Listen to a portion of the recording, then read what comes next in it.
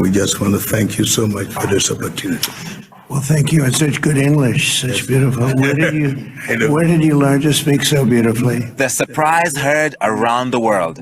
President Donald Trump congratulating an English speaker for speaking English. The White House called it a heartfelt compliment to the Liberian president. Many in Africa don't see it that way. It was front-page news in Liberia and on American late-night TV. Trump was totally blown away by this guy speaking his national language. The recent report highlighting President Trump's compliment to the Liberian President Joseph Boakai regarding his good English is not merely a misstep. It's a profoundly disappointing and frankly insulting moment that casts a long, regrettable shadow on international diplomacy and the perception of African leadership. To call this a heartfelt compliment, as the White House spokesperson Anna Kelly has done, is to fundamentally misunderstand and dismiss the deep-seated issues such comments expose. The recent report highlighting President Trump's compliment to the Liberian President Joseph Boakai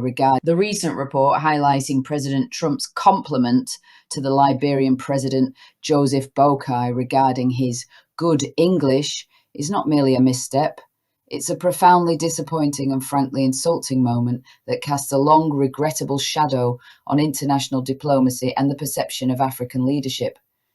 To call this a heartfelt compliment, as the White House spokesperson Anna Kelly has done, is to fundamentally misunderstand and dismiss the deep-seated issues such comments expose. There is no surprise heard around the world in an English-speaking head of state speaking English.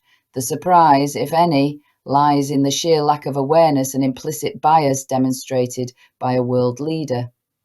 Liberia, let us remember, was founded by freed American slaves and has a deep historical connection to the United States.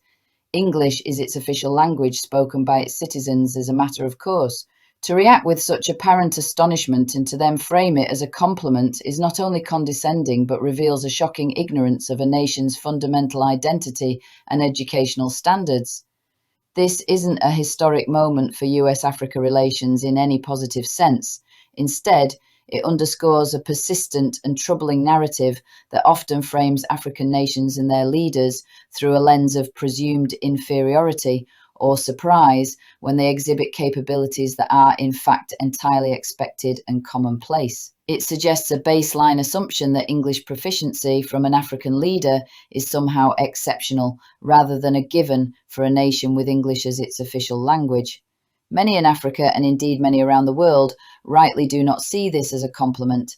They see it for what it is, a patronizing gesture that diminishes the stature of a sovereign nation and its elected leader. It's a reminder of the historical power imbalances and the subtle yet potent forms of prejudice that continue to permeate international discourse. True respect in diplomacy doesn't come from marveling at basic competencies. It comes from engaging with leaders as equals, acknowledging their nation's complexities and strengths, and focusing on substantive issues. The opportunity for genuine dialogue and strengthening US-Africa relations was unfortunately overshadowed by a remark that highlighted a worrying lack of cultural sensitivity